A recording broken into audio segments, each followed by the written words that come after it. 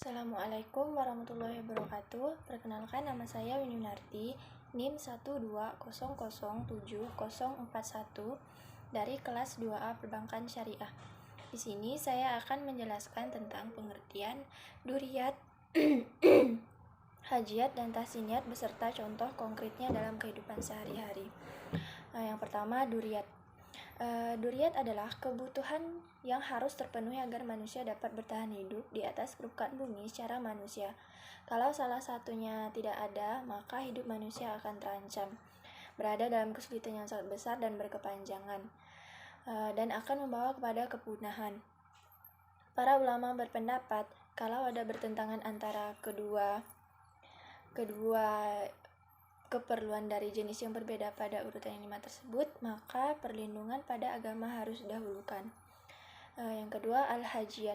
Keperluan dan kebutuhan ini ada untuk hidup tidak terlalu susah, dan kalaupun tidak ada, maka sebagian manusia akan berada dalam kesulitan, tetapi tidak sampai kepada tingkat menyebabkan kepunahan atau sama sekali tidak berdaya. Jadi, contoh konkretnya dalam kehidupan sehari-hari, misal keperluan rumah yang dibuat secara khusus dengan dinding dan atap yang kuat serta lantai yang hangat yang dibagi kepada kamar-kamar dengan fungsi dan kegunaan yang berbeda masuk ke dalam kategori al-hajiyat.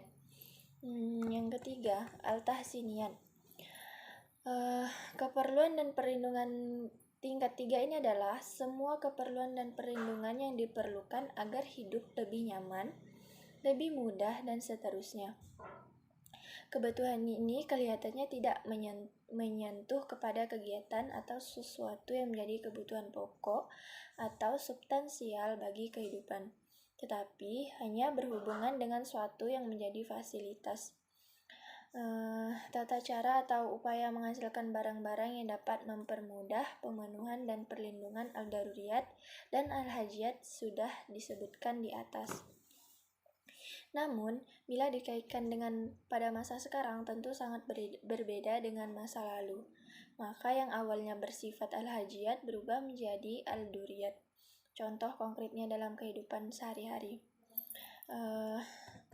Pada masa lalu, petani merasa puas dengan mengelola sawahnya dengan teknologi sederhana, seperti cangkul, parang, ditarik dengan lembu, kuda, kerbau, serta irigasi seadanya bahkan tak ada hujan, dengan bibit biasa tanpa pupuk dan lain-lain.